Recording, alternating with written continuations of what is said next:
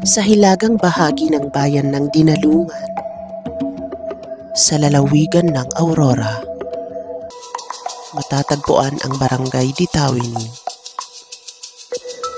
Isang pamayanang napapalibutan ng kagandahan ng kalikasan at mayamang kultura ng mga mamamayan nito. Ang barangay na ito ay isa sa 9 na barangay ng Dinalungan at tahanan ng isang masigla at masipag na komunidad. Sa pagsikat ng araw, unti-unting nabubuhay ang paligid. Maririnig ang hampas ng alon sa baybayin at mararamdaman ang sariwang hangin na nagmumula sa karagatan.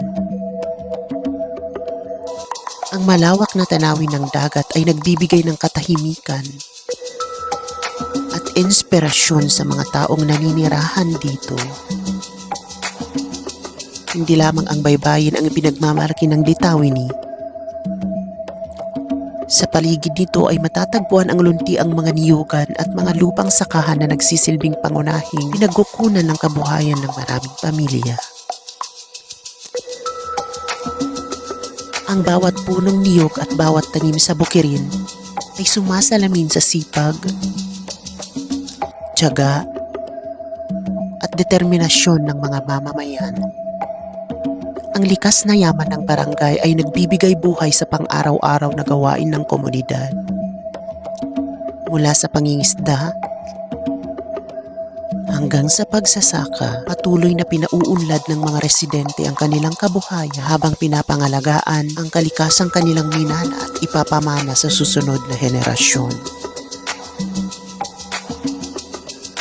Ang agrikultura at pangingisda ay kabilang sa mga pangunahing pinagkukunan ng kabuhayan sa Dinalungan. Ngunit higit sa mga tanawin at likas na yaman, ang tunay na kayamanan ng Barangay Ditawini ay ang mga tao nito. Kilala sila sa kanilang pagkakaisa, pagtutulungan, at malasakit sa isa't isa.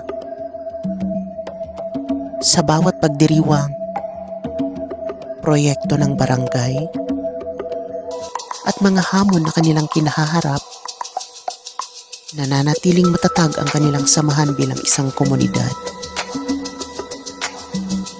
Ang Barangay Ditawini ay isang paalala na ang tunay na kagandahan ay hindi lamang matatagpuan sa mga tanawin, kundi sa mga pusong nagmamahal sa kanilang lugar, sa kanilang kultura, at sa kanilang kapwa.